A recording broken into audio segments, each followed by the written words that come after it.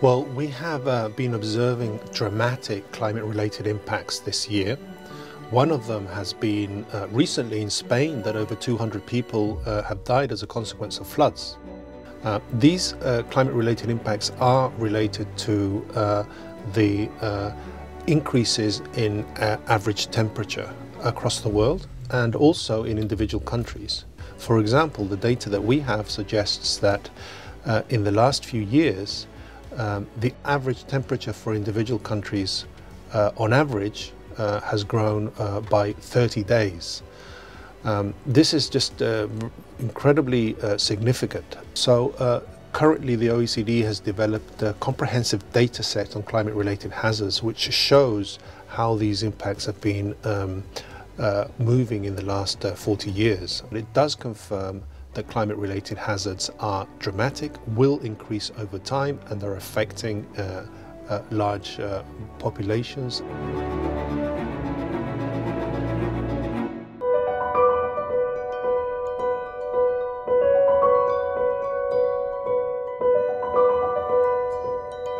Well, the International Programme for Action on Climate, or IPAC, is a new program at the OECD. What we're doing is we're tracking key information to provide data, foundational data and indicators for countries to help them monitor their progress on climate action in general, and specifically on climate-related hazards, targets and emissions.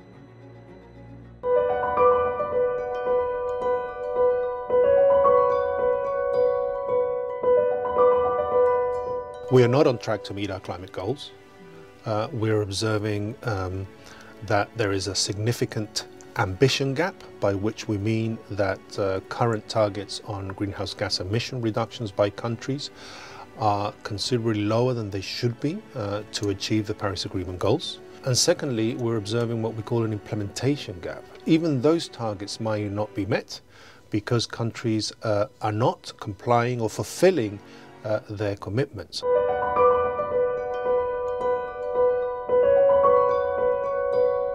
Well, I think policymakers can make three key steps to move forward. The first one is we need to enhance ambition. Currently, we're estimating that emissions if all targets are met, we will have more or less the same emissions that we have today. And the IPCC has estimated that the reduction required to reach the Paris Agreement temperature goals should be at around 43% of emission reductions. This year, the COP29 will be in Baku, which oversees, among other issues, the Paris Agreement. And one of the things that will be discussed this year is to increase ambition. The second thing countries must do is to increase their effective policy implementation. We're observing that countries are not complying with increased climate action, but in the last 2 years, climate action has only increased by 1%.